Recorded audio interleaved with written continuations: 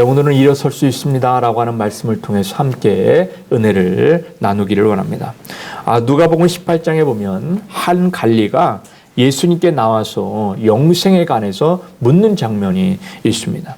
이 사람은 부자였다고 이야기를 합니다.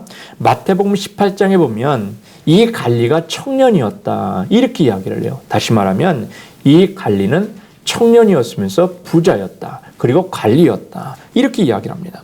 이 부자 청년은 어려서부터 하나님의 절대적인 계명을 잘 지켰다는 것 아닙니까? 당당하게 자신의 영생을 의심하지 않고 예수님께 확인하기 위함에 예수님께 나와 내가 영생 받을 수 있지요? 이렇게 묻는 것입니다.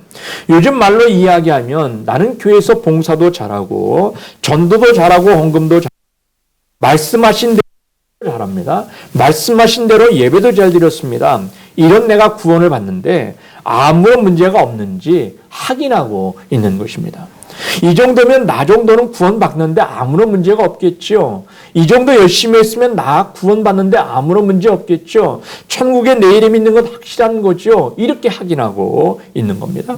이 부자 청년은 자신의 신앙생활을 자신했습니다. 확신했습니다. 영생을 누리기에 부족함이 없다. 확신합니다. 그리고 예수님께 확인받으려 하고 있습니다. 하지만 예수님은 그를 향해 한 가지 부족한 것이 있다. 이렇게 이야기를 합니다. 내게 있는 모든 소유를 가난한 자들에게 다 나눠주라고 이야기를 합니다. 예수님께서 이 말씀을 들으시고 이르시되 내가 아직도 한 가지 부족한 것이 있으니 내게 있는 것을 다 팔아 가난한 자들에게 나눠주라. 그러면 하늘에서 부화가 있으리라. 그리고 와서 나를 따르라. 이렇게 이야기합니다. 어찌 보면 이 청년이 10이면 10, 100이면 100 다 잘했다는 거예요. 그런데 한 가지 부족한 것이 있다는 거예요. 여러분, 한 가지 부족한 것이 있습니다. 그런데 나머지를 다 잘했어요. 그러면 모든 것이 다 상쇄되어지는 것 아닙니까? 99가지를 잘했습니다. 그럼 한 가지 부족했다. 그러면 99가지가 한 가지 부족한 것을 커버할 수 있을 겁니다. 그런데 주님은 말씀하세요. 너 한 가지 부족한 것이 있어.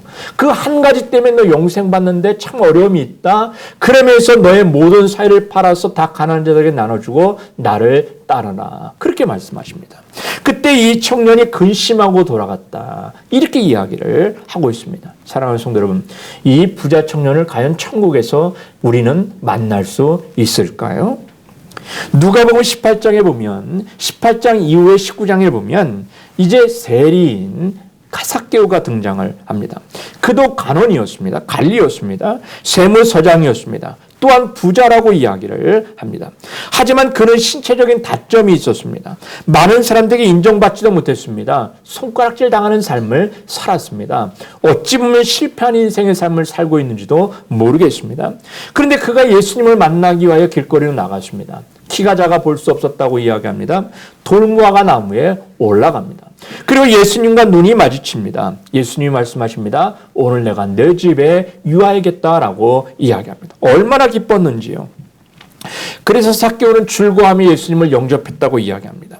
이에 삭개오는 자신의 소유를 팔아 가난한 자들에게 나눠주고 누구의 것을 속인 것이 있다면 내가 4배나 더해서 갚는 일들을 하겠습니다라고 이야기합니다. 이때 예수님은 삭개오의 고백을 들으시고 아브라함의 자손이라 선포하십니다. 구원의 자녀라 선포하십니다. 사랑하는 성도 여러분, 이 삭개오를 여러분은 천국에서 다시 만날 수 있을까요? 이 질문을 다르게 질문하면 이 부자 청년 관리와 삭개오 중에 여러분 누가 실패자입니까? 이 질문을 다른 각도로 생각해 보실 수 있길 바라요. 이 부자 청년처럼 신앙의 삶으로 시작을 합니다. 하지만 실패의 인생으로 끝나는 것 아니겠습니까? 근심하고 돌아갔다는 거죠. 두 번째는 삭개오는 실패자의 인생의 삶을 시작합니다. 자신의 삶을 인정받지 못한 삶을 살아갑니다. 하지만 신앙의 성공자가 됩니다. 결국에 구원을 받는 일이 일어납니다. 인생의 성공자가 됩니다. 세 번째는 여러분 신앙의 삶으로 시작된 삶이 신앙으로 끝나는 삶도 있을 수 있습니다. 네 번째로 실패자의 인생을 살아갑니다. 돈이 없어서가 아니라 권세가 없어서가 아니라 실패자의 삶을 살아갑니다. 신앙으로 시작하긴 했지만 실패자, 예수님을 전혀 모르는 자의 삶을 살아갑니다. 떳하지 못한 자의 삶을 살아갑니다. 예수님을 전혀 모르는 자의 삶으로 시작해서 예수님을 모르는 자의 삶으로 끝이 납니다. 성도 여러분, 이 네 가지 삶 중에 여러분은 어떤 삶을 살기를 원하십니까? 삶으로 시작된 인생으로 결국에 신앙의 삶으로 마무리되어지는 인생의 삶을 누구나 살기를 원할 거예요. 적어도 나는 지금 실패자의 인생의 삶을 살아가고 있지만 결국에 예수 그리스도를 만남으로 말미암아 신앙의 성공자, 하나님이 인정하시는 자의 삶을 삶으로 마무리하기를 원하시는 자의 삶을 살기를 원할 겁니다. 그렇다면 적어도 신앙의 삶을 살기 위해서 절대적으로 우리에게 필요한 것이 무엇이 있을까? 그것은 자신의 실패를 인정하는 것으로부터 시작합니다. 삭개오는 주님을 만났습니다. 그리고 자신의 잘못을 인정합니다. 자신의 실패에 대한 책임을 집니다. 하지만 부자 청년은 자신의 성공의 이야기를 합니다. 그러니 끝도 성공일 것이라고 예측합니다. 사랑하는 성도 여러분, 정말 그렇습니까? 성공자가 성공의 끝이 되던가요? 예를 들면 어떤 신앙인이 병에 걸려서 회복되기 어려울 때 과연 그는 실패자입니까? 성공자입니까? 아니면 어떤 사람이 경제적으로 실패해서 재산을 다 잃어버렸습니다. 그는 완전히 실패자입니까? 성공자입니까? 어떤 사람이 신앙이 참 좋은데 사업에 실패합니다. 진로도 잘 열리지 않습니다. 결혼도 하지 못했습니다. 가난하고 비참한 성도의 삶을 살아갑니다. 과연 이가 실패한 자입니까? 성공한 사람입니까? 아마 세상 사람들의 눈으로 보면 야, 예수 믿었다고 해서 별것 없네. 저 사람 실패했네. 재산도 다 잃어버렸고 경제적으로도 건강도 다 잃어버렸으니 저 사람은 실패한 게 분명해. 이렇게 이야기할 수 있을는지도 모르겠어요. 자신도 틀림없이 그래. 내가 예수 믿어서 실패한 거야. 내가 예수 안 믿었다면 좀 더 악랄하게 살았고 세상들과 사람들처럼 욕심을 냈다면 이러진 않았을 텐데 이렇게 성공했어. 이렇게 말했을런지도 모르겠어요. 그래서 우리는 어떤 사람이 성공했는가, 실패했는가 하는 것은 세상적으로 어떻게 어떻게 삶을 살아갔느냐 여기에 달린 것이 아니라는 거죠.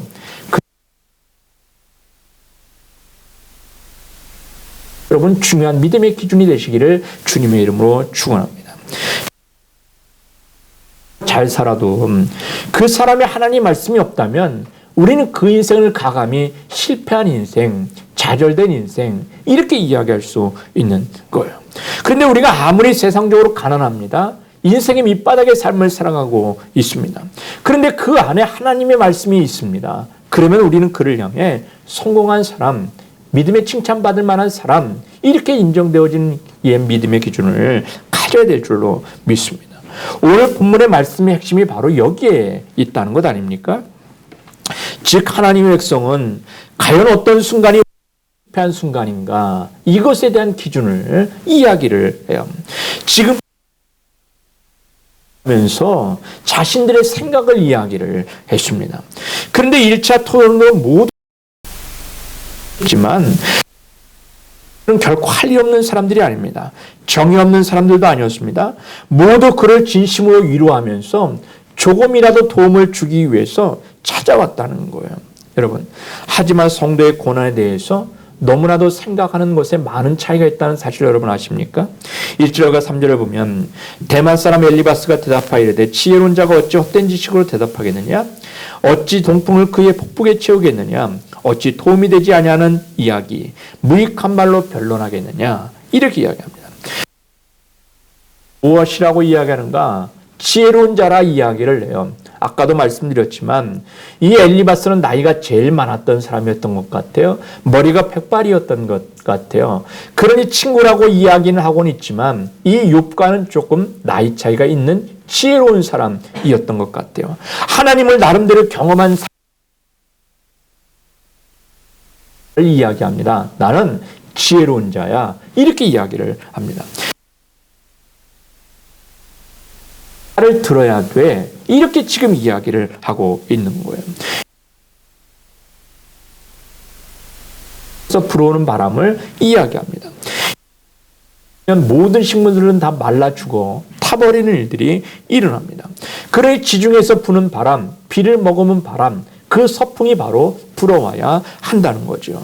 한마디로 말하면 너희에게 있어서 동풍이 아니라 나는 서풍이 되기 위해서 온 거야. 그러니 내 말을 들어. 내 말을 들으면 너도 죽다가도 살아날 일이 있을 거야. 자다가도 떡이 생기는 일이 있을 거야. 그러니 내 말 듣고 너 잘못을 인정해. 이렇게 지금 이야기를 하고 있는 거예요. 그들은 그런 돈을 가지고 있는지도 겠습니다. 3절에 보니까 어찌 도움이 되지 아니하는 이야기, 무익한 말로 변론하겠느냐, 이렇게 이야기합니다. 내가 너에게 도움을 주고자 하는 이 이야기를 들어야 돼. 내가 너에게 어찌 도움이 되지 않겠는가, 이런 이야기를 지금 하고 있는 거예요. 막상 욥을 바라보니까 그는 도움을 받을 생각이 전혀 없습니다. 오히려 욥은 망한 주제에 자기들을 가르치려고 하고 있었던 것이십니다. 만약 욥이 우는 소리를 하면서 내가 그동안 신앙생활 잘못해서 이렇게 됐어. 너희들이 한 번만 도와주면 다시 내가 재기해서 성공할 거야. 이렇게 이야기하지를 않는 거예요.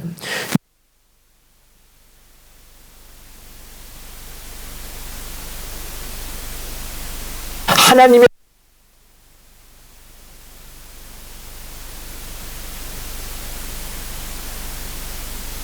내가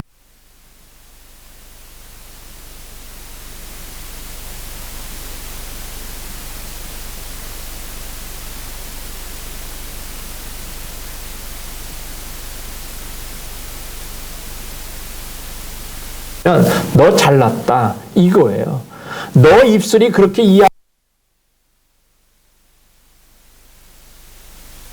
그렇게 잘났어. 그러면서 너 잘났다라고 지금 이야기를 하고 있는 거예요. 왜 우리의 말을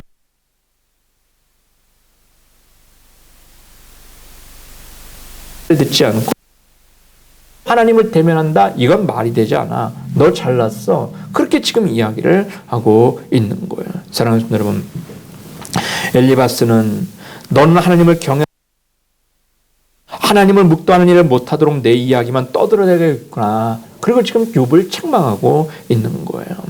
다른 말로 표현하면 너는 사람이 왜 이렇게 거짓되고 허풍만 들고 있느냐. 지금 이야기를 하고 있는 거죠.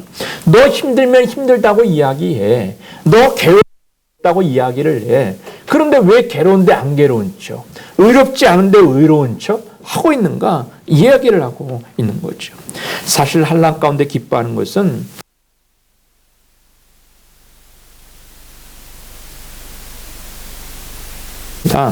자기 안에 진정한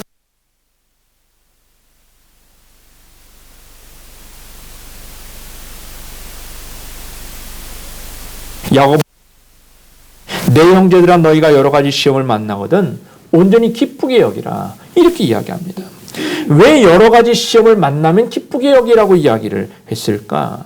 우리가 시험 당하기 전에는 두려움 가운데 떠는 것 아닙니까?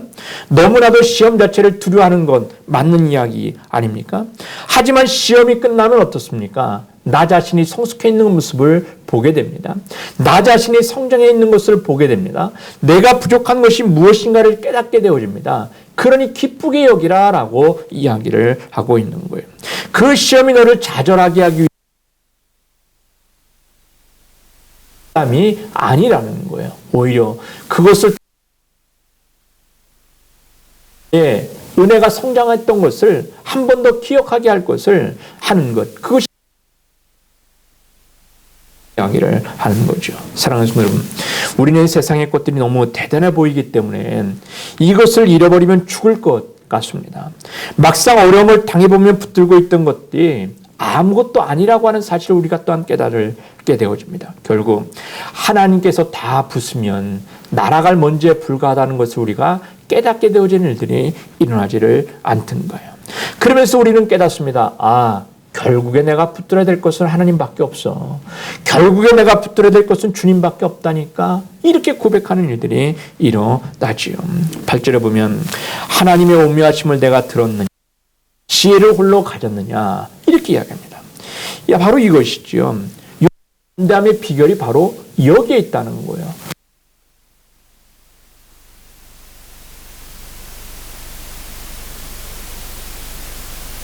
우리에게 모두 같은 말씀을 좀 주셨다는 것 아닙니까? 그런데 어떤 사람에게는 이것이 살아있는 능력의 말씀이 되기도 하고 어떤 이에게는 이 말씀이 저주의 심판의 말씀이 되기도 한다는 것 아닙니까? 그 차이가 어디 있습니까? 복음에 대하여 내가 지금 대가를 지불하고 있다. 다는 사실, 말씀이 살아있는 말씀이 되기 들이 일어나야 하는 거죠. 즉 나의 모든 지식과 경험과 능력을 하나님 말씀 앞에서 다 하는 겁니다. 모르겠습니다. 이 세상에서 어찌 보면 가장 밑바닥으로 내려갈는지도 모르겠습니다. 그때부터 열리기를 시작을 한다는 거예요. 우리는 살아있는 하나님의 말씀을 발견하게 되어지고 진리의 노다지를 거기 일어나게 되어지더라는 거죠. 여러분, 붙잡았기 때문에 엄청난 환난을 당한 것이 여러분 아니에요. 하지만 그는 환난 가운데 하나님 말씀을 끝까지 붙잡았다는 것 아닙니까? 그랬더니 인생의 가장 밑바닥에서 어마어마한 진리의 노다지를 캐는 일들이 일어났더라는 거죠. 그것이 바로 살아있는 하나님의 말씀의 능력임을 여러분 기억이 될 줄로 믿습니다. 아브라함은 본토 친척 안정된 삶을 다 버리고 떠났다는 것 아닙니까? 가나안 땅 것 아닙니까? 어떤 의미에서 인생의 밑바닥까지 그는 지금 왔지요. 거기서 아브라함은 하나님의 말씀이 살아 역사하는 것을 보게 됐다는 것 아닙니까? 그는 애굽의 바로에게 빼앗겼던 아내를 되찾습니다. 그는 전쟁에서 승리합니다. 그는 믿음으로 아들을 낳습니다.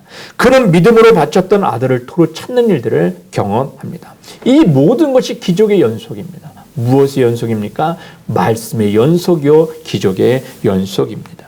요셉은 말씀 때문에 형들로부터 엄청난 미움을 받지 않았습니까? 애굽의 종으로 팔려가지 않았습니까? 애굽에서도 말씀 때문에 감옥에 들어가지 않았습니까? 그런데 그런 인생 밑바닥에서 하나님의 말씀이 열리는 것을 감옥 밑바닥에서 체험하기를 시작을 합니다. 결국 바로의 꿈을 해석해서 애굽의 총리가 되어졌고요. 많은 사람을 굶주림에서 살리는 놀라운 믿음의 일들을 경험하게 되어지더라는 거죠. 여러분, 이로 믿는 신앙은 검증되지 않은 진리임을 여러분 기억해야 될 줄로 믿습니다. 우리가 깨달음으로 구원받는 게 아닙니다. 깨달음이 마음속에 믿어져 삶으로 실천되어져 그 말씀대로 되어진 역사가 일어날 때 우리가 구원받는 일들이 일어나게 되어지는 거죠. 이 신앙이 살아있는 능력이 되려면 고난을 통과하는 일들이 일어납니다. 그리고 그 말씀이 우리 삶 가운데 그대로 되어지는 일들이 일어나는 거죠. 이것이 바로 구원의 은혜임을 여러분 기억이 될 줄로 믿습니다. 이 진리가 기도응답을 가져오고 사람을 변화시키고 부흥을 가져오게 됨을 여러분 기억이 될 줄로 믿습니다. 제가 날마다 매일마다 기도하는 제목들이 하나가 있어요. 그것이 무엇인가 하면 우리 믿음의 성도들이 하나님 말씀을 읽었습니다. 그러면 그 말씀이 이제는 삶에 복이 되어진 역사가 있게 달라고. 그 말씀을 통해서 삶이 풀어지는 역사가 있게 달라고. 말씀 따로 은혜 따로 하나님의 복 따로가 아니라 하나님의 말씀이 그대를 경험하게 달라고 기들이 일어나지요. 여러분 그렇습니다. 욥기 13장 1절 우리가 읽지는 않았지만 나의 눈이 이것을 다 보았고 나의 귀가 이것을 듣고 깨달았느니라. 이렇게 이야기를 해요. 지금 욥은 자녀를 잃어버렸어요. 도 잃어버렸어요. 것을 다 잃어버렸어요. 그랬더니 나의 눈이 이제 이것을 보았고 나의 귀가 이것을 듣고 깨달았다. 이제 고백하는 일들이 일어나지요. 여러분 지난 수요일에 말씀드렸지만 욥의 아무리 하나님을 사랑하고 바로 믿으려고 애를 써도 그의 눈에 가리우는 것이 많았어요. 왜요? 내가 예수 믿으면 이 물질에 보니까 내가 그래도 예수 잘 믿고 자녀 되고 있으면 내가 잘 먹고 있는 거지. 내가 지금 이렇게 건강하게 삶을 살아가고 있는 거지. 이렇게 생각했어요. 그런 우리의 삶의 영역을 보면서 그래, 나는 예수 지금 잘 믿고 있다니까. 하나님 잘 믿고 있다니까. 그렇게 생각을 해봤어요. 그런데 재산을 잃어버립니다. 하나님이 있기는 어디 있어. 건강을 잃어버립니다. 하나님이 있기는 어디 있어. 자녀를 잃어버립니다. 하나님이 과연 있기는 있어. 뭐 이런 의심의 일들이 일어나기를 시작합니다. 지금 욥의 눈에는 자녀들로 인해서 물질로 인해서 건강으로 인해서 하나님을 제대로 볼 수 없었다는 거예요. 물질 잃어버립니다. 건강도 잃어버립니다. 자녀도 잃어버립니다. 이제는 내가 주님을 제대로 바라봅니다. 이제 주님의 음성이 내가 제대로 들려지는 일들이 일어납니다. 이걸 지금 고백하는 일들이 일어납니다. 여러분, 여러분의 삶 가운데 물질이 떨어져 나가고 건강이 떨어져 나가고 자녀들이 떨어져 나간다면 여러분에게 과연 무엇이 남아 있겠습니까? 지금 욥은 고백합니다. 나는 하나님밖에 남아있는 게 없어. 그걸 지금 고백을 하고 있는 거예요. 하나님 한 분 외에는 없구나. 이제 주님을 제대로 보고요. 주님의 음성을 제대로 듣게 되어졌다. 이제 깨달았다. 그런 지금 13장에 그렇게 고백을 하고 있는 거예요. 여러분, 욥이라고 이야기합니다. 이제 비로소 눈이 제대로 띄어졌다. 이렇게 이야기를 하고 있는 거죠. 여러분, 모세는 어려서부터 바로의 왕궁에서 성공적으로 자랐다는 것 아닙니까? 그는 아무 일도 없이 자라고 되어지면 이제는 바로의 애굽의 왕이 될 수 있는 자격도 가질 수 있습니다. 그가 장성한 것고요. 그러고 애를 썼다는 것 아닙니까? 오죽했으면 모세가 애굽의 노예 감독관을 자기 손으로 죽이는 일들을 했었겠습니까? 그런데 된 것이 어디입니까? 모든 재산과 지위를 다 잃어버리고 미디안 광야로 쫓겨가서 양들을 치면서 40년 무의도식하는 자의 삶을 살아갈 때, 소위 말하면 아무것도 하지 않는 인생의 실패자로의 삶을 살아갈 때 그는 가시떨기 나무 가운데 역사하신 하나님을 보게 되고 음성을 듣는 일들이 일어나게 되더라는 거죠. 그가 바로 왕궁에서 잘 먹고 잘 살 때는 하나님의 음성이 안 들립니다. 하나님은 볼 수가 없었습니다. 그저 이스라엘 백성들을 잘 돌보는 게 내 사명이구나. 이렇게 생각했습니다. 그런데 모든 것을 다 잃어버리고 미디안 강야로 쫓겨가서 양을 치고 있을 때 그때 그는 하나님의 음성을 제대로 듣게 되어지고 하나님의 제대로 보게 되어지고 하나님이 자신을 향한 사명이 무엇인가를 제대로 깨닫게 되어지는 일들이 일어나게 되어지더라는 거죠. 그렇습니다. 여기서 깨달았다는 것은 다른 뜻이 아닙니다. 나는 이제 하나님만 가지게 됐다. 이런 뜻을 지금 이야기를 하고 있는 거예요.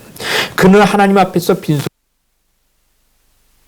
이제 가지는 일들이 일어나게 됐다는 것이고, 그러고 보니 잘 믿는다는 신앙인들이 여러분 우리 주변 가운데 얼마나 엉터리들이 많이 있습니까? 여러분, 모세도 하나님 앞에서 빈손이 됐습니다. 그때 그는 하나님을 제대로 보게 되어지고 듣는 일들이 일어나더라는 거죠. 한마디로 말하면 그의 삶의 최우선순위가 이젠 하나님이 되어졌다. 모세도 지금 최우선순위의 삶을 살아가는 이도, 지금 욥도 삶의 최우선순위도 이제 하나님이야. 중요하지 않아. 삶 가운데 자녀가 있고 없고 중요해질 사람이 있고 없고가 중요해. 하나님만.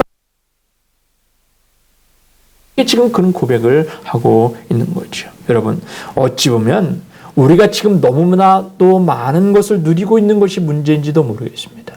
너무나도 많은 것을 가지고 있는 것이 문제인지도 모르겠습니다. 여러분, 우리는 너무나도 많은 사람의 기대를 채워주려고 하는 것이 문제인지도 모르겠습니다. 남편도 만족시켜야 되고 아내도 만족시켜야 되고 자녀도 만족시켜야 되고 주변에 있는 사람들도 다 만족시키면서 내가 예수 믿을 수 있어 라고 이야기하는 것이 문제인지도 모르겠습니다. 여러분, 하나님을 의지하며 돈도 의지하고 세상에서 성공적인 사람으로 나타나기를 바라는 것이 문제인지도 모르겠습니다. 그래서 모세같이 지팡이 하나만 가지지 못하는 것인지도 모르겠습니다. 침례 요한과 같이 낙타옷 하나만 가지지 못하는 것이 문제인지도 모르겠습니다. 좀 더 있으면 예수 잘 믿을 수 있지. 좀 더 건강하면 예수 잘 믿을 수 있지. 좀 더 자녀들이 잘 되어지면 예수 잘 믿을 수 있지. 이렇게 이야기하는 것인지도 모르겠다는 생각이 되어집니다. 저는 이제 말씀을 정리하려고요. 사랑하는 성도 여러분, 말씀은 위대합니다. 또한 말씀으로 고난받는 것은 주님께서 지금 저와 여러분들에게 삶 가운데 너 최우선순위의 삶이 무엇인가? 이걸 묻고 있다는 거죠. 지금 코로나 팬데믹으로 인해서 많은 사람들이 예배를 드리기가 어려운 시대의 삶을 살아가고 있습니다. 그런데 여러분, 우리는 그동안 많은 사람들에게 효과적인 복음을 증거하기 위해서 교회 문을 닫았습니다. 예수 믿지 않는 사람들에게 좀 더 선한 영향을 드러내기 위해서 교회 문을 닫고라도 온라인으로도 예배를 드려야겠다. 그런데 엄청난 다는 것 아닙니까? 만 개의 교회가 문을 닫기 어려운 신앙의 삶으로 전락을 해버리는 일들이 일어났다는 거예요. 여러분, 과연 하나님이 원하시는 것이 무엇인가?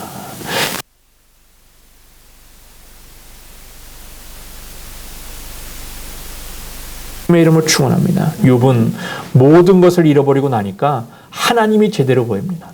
하나님의 음성을 제대로 듣게 되어지는 일들이 일어나더라는 거예요. 바라기는 저와 여러분 주변에 있는 모든 것을 다 앗아가시기 주님을 제대로 봅니다. 주의 말씀을 내가 제대로 듣습니다. 라고 하는 믿음의 고백을 통해서 저와 여러분의 삶에 있는 모든 것을 누릴 뿐만 아니라 하나님께 영광과 존귀를 돌려드리며 시기를 축원합니다.